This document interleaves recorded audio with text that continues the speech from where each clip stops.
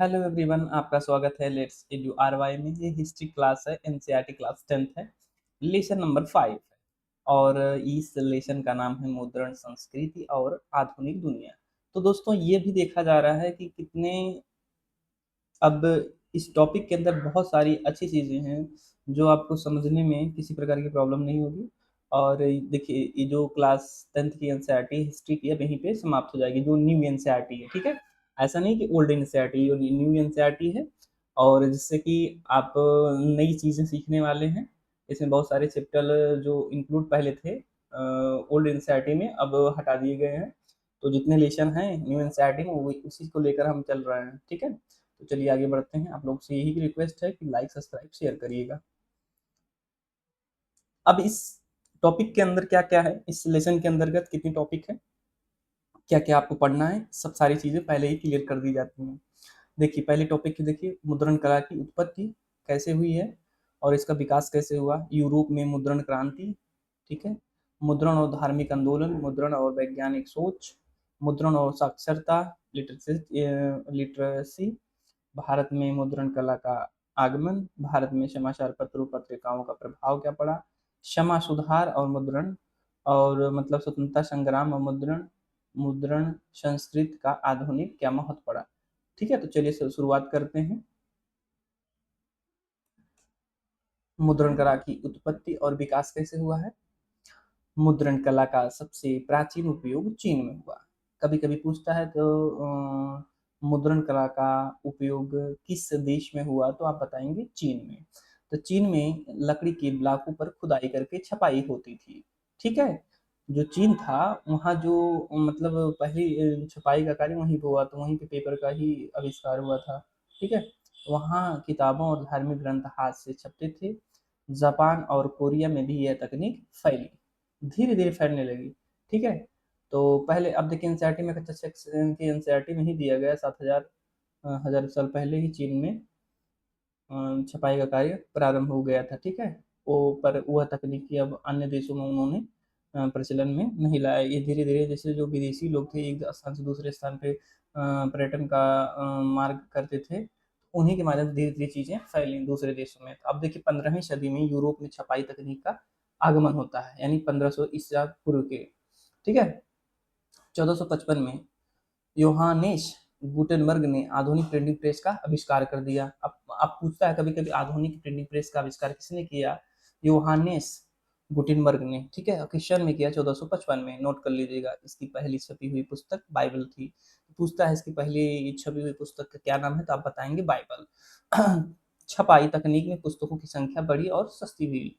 ज्ञान अब लोग जो कुछ लोगों तक सीमित ना रहकर समाज में फैलने लगा। पहले क्या था कि जो जिनके पास जो धनी अमीर वर्ग था उन्हीं के पास शिक्षा सीमित थी, उनके पास ही किताबें थी। गरीब वर्ग के पास ना तो शिक्षा थी ना ही किताबें थी। यूरोप में मुद्रण क्रांति। अब देखिए गुटेनबर्ग की प्रिंटिंग प्रेस ने यूरोप में क्रांति ला दी। किताबें सस्ती हुई, आसानी से उपलब्ध होने लगी, पढ़ने वालों की संख्या तेजी से बढ़ी, धार्मिक सुधार आंदोलन को बल मिला, बाइबल की प्रतियां आम लोगों तक पहुंची, ज्ञान का प्रसार भी हुआ और नए विचार भी फैले। वैज्ञानिक खोजों का प्रचार संभव होने लगा। जो वैज्ञानिक तकनीकी थी धीरे धीरे प्रचार प्रसार होने लगा, जिससे कि आम जनमानस में भी चीजें जागरूक जागरूक होने लगे। ठीक है, तो नए साहित्य और भाषा के विकास को बढ़ावा मिला। यूरोप का पुनर्जागरण प्रिंटिंग क्रांति से जुड़ा रहा। आगे चलिए, मुद्रण और धार्मिक आंदोलन। प्रिंटिंग प्रेस ने बाइबिल को आम जनता तक पहुंचाया। अब लोग चर्च की एकाधिकार व्याख्या पर निर्भर नहीं रहे। मार्टिन लूथर ने चर्च की आलोचना की और अपने विचार छपवाए।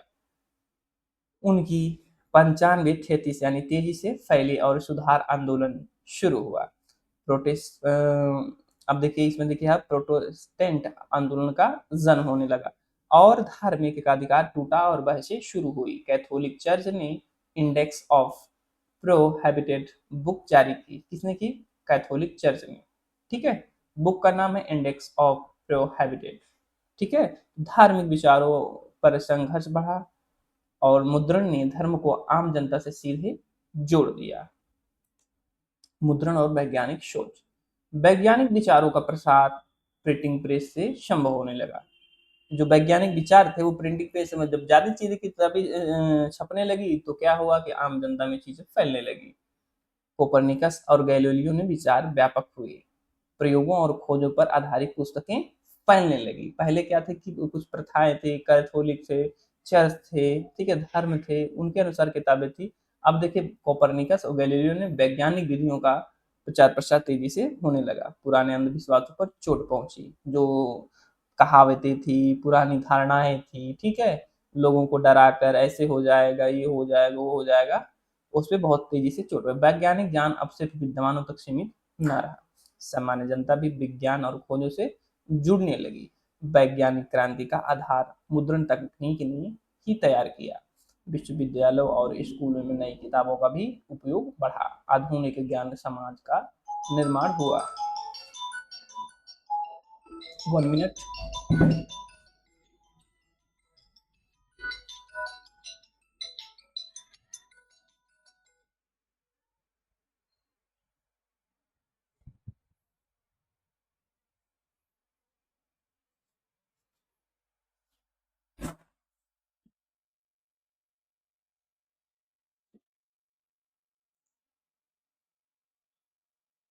आई एम सॉरी, कॉल आ गया था। ठीक है। अब देखिए छपाई के कारण किताबें सस्ती हो गई। गरीब और मध्यम वर्ग भी किताबों किताबें खरीदने लगे। बच्चों की शिक्षा के लिए विशेष किताबें छपने लगी। उपन्यास, कहानियाँ और पत्रिकाएं आम जनता में लोकप्रिय हुई। लोगों की पठन लेखन की क्षमता बढ़ी। लिटरेसी रेट बढ़ गई। ठीक है। ज्ञान अब सिर्फ अमीरों का अधिकार नहीं रहा। पहले ऐसा भी होता था प्राचीन काल में, जो ज्ञान मतलब एजुकेशन था, अमीर ही उसको लेते थे। गरीबों का कोई अधिकार ही नहीं था। इन्हीं को अधिकार मिला था, किसको? अमीरों का। आम लोग भी सामाजिक राजनीतिक बहसों में भाग लेने लगे। मुद्रण ने जनता को जागरूक और शिक्षित किया। यह शिक्षा का लोकतांत्रिक डेमोक्रेटाइजेशन ऑफ एजुकेशन कहलाया। तो चलिए आगे बढ़ते हैं। भारत में मुद्रण कला यानी 16वीं सदी में पुर्तगालियों के साथ आई। अब देखिए जो भारत में मुद्रण की कला होती, छपाई की कला होती, किस सदी में आई? 16वीं सदी में। कहाँ आई? भारत में। 1556 में गोवा में पहला प्रिंटिंग प्रेस स्थापित किया गया। अब पूछता है पहला प्रिंटिंग प्रेस कहाँ स्थापित किया गया, तो आप बताएंगे गोवा में। और किस सन में? 1556 में। नोट कर लीजिएगा, ठीक है, ये पॉइंट। शुरुआती छपाई धार्मिक ग्रंथों यानी बाइबल तक सीमित थी। धीरे धीरे अन्य भाषाओं में भी पुस्तकें छपने लगी। बंगाल, मद्रास, बंबई आदि में प्रेस खुले। स्थानीय भाषाओं में भी किताबें छपने लगी। उर्दू, हिंदी, तमिल, बंगला में भी साहित्य फला फूला। समाचार पत्रों की शुरुआत हुई। मुद्रण ने भारत में शिक्षा और जागरूकता बढ़ाई। अब देखिए भारत में समाचार पत्रों पत्रिकाओं का क्या प्रभाव पड़ा। भारत में पहला समाचार पत्र क्या था? Hickeys gazette. किस सन में आया? 1780 ईस्वी में। एग्जाम में आता है, आप नोट कर लीजिएगा point. To the point note करिए आप लोग। भारत में पहला समाचार पत्र का नाम क्या है? तो हिकीज गजट। किस सन में आया? 1780। राजा राम मोहन राय ने संवाद कमोदी शुरुआत की। ठीक है। इन्होंने एक समाचार पत्र निकलवाया। किसने? राजा राम मोहन राय ने। ईश्वरचंद विद्यासागर ने शिक्षा सुधार के लिए लेख लिखे। दयानंद सरस्वती ने सत्यार्थ छपवाए। ठीक है। बाल गंगाधर तिलक ने केसरी अखबार चलवाया। कौन सा अखबार? कभी कभी ज्ञान में चलता है केसरी अखबार किसने चलवाया, तो बाल गंगाधर तिलक। या बाल गंगाधर ने कौन सा अखबार चलवाया, तो केसरी। ठीक है। पत्र पत्रिकाओं ने सामाजिक सुधार आंदोलनों को बढ़ावा दिया। अंग्रेजी हुकूमत की नीतियों की आलोचना हुई। राष्ट्रवादी विचार जनता तक पहुंचे। स्वतंत्रता आंदोलन में प्रेस एक शक्तिशाली हथियार बना। सामाजिक सुधार और मुद्रण। मुद्रण ने जाति, धर्म और अंधविश्वास पर बहस शुरू की। विधवा विवाह, सती प्रथा, बाल विवाह जैसे मुद्दे उठाए गए। महिला शिक्षा समर्थन में लेख पुस्तकें छपवाई गई। ईश्वर चंद्र विद्यासागर, ज्योतिबा फूले, पंडित रमाबाई आदि ने मुद्रण का उपयोग किया। समाज सुधारकों ने जनता को शिक्षित करने का भी प्रयास किया। दलितों और पिछड़ों वर्गों ने पत्र पत्रिकाएं निकाली। अस्पृश्यता यानी छुआछूत और भेदभाव के खिलाफ आवाज उठी। मुद्रण ने सामाजिक सुधार आंदोलनों को गति दी। यह भारतीय समाज में आधुनिकता लाने का माध्यम बना। स्वतंत्रता संग्राम और मुद्रण। भारतीय स्वतंत्रता आंदोलन में प्रेस का योगदान अहम रहा। लोकमान्य तिलक, महात्मा गांधी, जवाहरलाल नेहरू ने अखबारों का उपयोग किया।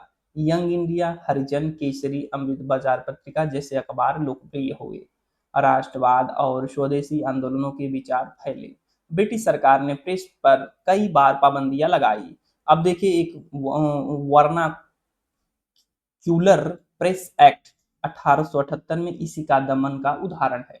ये ऐसा एक्ट था जिससे कि पाबंदी लगा दी जाती थी किस पे? समाचार पत्रों पर ये, लेकिन भारतीय प्रेस ने दमन का डटकर सामना किया। जनता में स्वतंत्रता के प्रति चेतना फैली। मुद्रण संस्कृति भारतीय आजादी का हथियार बन गई। मुद्रण संस्कृति का आधुनिक महत्व क्या हुआ? अब क्या प्रभाव पड़ा हमारे समाज के ऊपर, ये भी देख लीजिए। ज्ञान और शिक्षा का प्रसार संभव हुआ, आसान हुई, ठीक है चीजें। धार्मिक, सामाजिक, राजनीतिक विचार फैले। समाज में आलोचनात्मक सोच, जागरूकता आई। जनता को अभिव्यक्ति की स्वतंत्रता मिली। ऐसा नहीं था पहले जनता किसी से बातचीत करे, ऐसा नहीं, बहुत सारी चीजें थी। लोग एक दूसरे से भेदभाव, अस्पृश्यता के कारण ही बहुत सारे समाज में प्रॉब्लम हुई। जनता को अभिव्यक्ति की स्वतंत्रता मिल गई। आधुनिक राष्ट्रवाद का विकास हुआ। महिला और पिछड़े वर्ग भी शिक्षित हुए। स्वतंत्रता आंदोलन को नई दिशा मिली। ज्ञान, विज्ञान, साहित्य और इतिहास का प्रचार हुआ। आधुनिक लोकतांत्रिक समाज की नींव पड़ी। ये लेसन तो यहीं पे समाप्त हो गया है, ठीक है। तो आप लोगों की किसी प्रकार की क्वेरीज हो इस 10th क्लास के एनसीईआरटी में, ये प्लेलिस्ट, एक प्लेलिस्ट बना दी जाती है जिससे कि आप टॉप लेसन वाइज आराम से पढ़ेंगे। ये एनसीईआरटी की न्यू एनसीईआरटी है, ठीक है। ऐसा नहीं है कि ओल्ड एनसीईआरटी है, न्यू एनसीईआरटी। किसी प्रकार की प्रॉब्लम हो तो आप कमेंट के माध्यम से पूछिए, जिससे कि आपको भी सवाल करेंगे तो हम उसका जवाब देने का प्रयास करेंगे हमेशा, ठीक है। इसके बाद आप लोगों को एमसीक्यू करवा दिए जाएंगे, एक जल्द ही मैं लेकर आ रहा हूँ, ठीक है। प्लेलिस्ट के माध्यम से 6 से 12 तक एमसीक्यू करवाने का मैं पूरी तरह एक एक लेसन वाइज मैं एमसीक्यू करवा दूंगा। आप लोगों को किसी प्रकार की समस्या नहीं होगी। Thank you so much. आप लोग लाइक, सब्सक्राइब और फॉलो करें।